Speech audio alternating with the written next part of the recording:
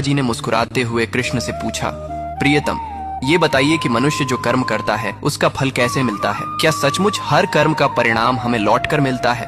कृष्ण ने मधुर स्वर में उत्तर दिया, राधे, संसार कर्मों का बगीचा है। इसे समझाने के लिए मैं तुम्हें एक कहानी सुनाता हूँ। एक बार एक राजा ने अपने 3 मंत्रियों को बुलाया और उन्हें आज्ञा दी कि वे अपने अपने थैले लेकर बगीचे में जाएं और वहां से अच्छे अच्छे फल जमा करें। तीनों मंत्री अलग अलग बाग में गए। पहला मंत्री ईमानदार था। उसने पूरी निष्ठा से मेहनत की और राजा के लिए ताजे, मीठे और उत्तम फल चुने।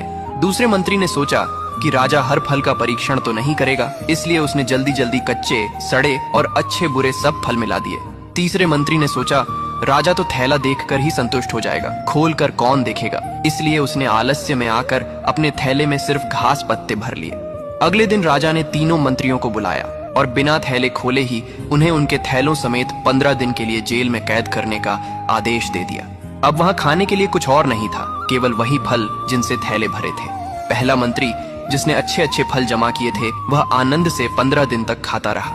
दूसरा मंत्री, जिसने मिश्रित फल भरे थे, कुछ दिन तो अच्छे फल मिले, फिर उसे सड़े हुए फल खाने पड़े और बीमार होकर कष्ट झेलना पड़ा। तीसरा मंत्री, जिसने केवल घास पत्ते भरे थे, भूख से कुछ ही दिनों में प्राण त्याग बैठा। कृष्ण ने राधा की ओर देखकर कहा, राधे, यह संसार भी उसी बगीचे जैसा है। हर मनुष्य अपने कर्मों से अपना थैला भर रहा है। जो सच्चे, पवित्र और शुभ कर्म करेगा वही सुख और शांति पाएगा। जो मिलावट करेगा उसे फल भी उसी के अनुसार मिलेंगे, और जो केवल आलस्य और बुरे कर्म करेगा उसके पास अंत समय पर कुछ भी नहीं बचेगा। इसलिए जीवन में हर पल अच्छे कर्मों का संग्रह करना चाहिए, क्योंकि यही आगे चलकर हमारे जीवन का सहारा बनते हैं। जय श्री कृष्ण।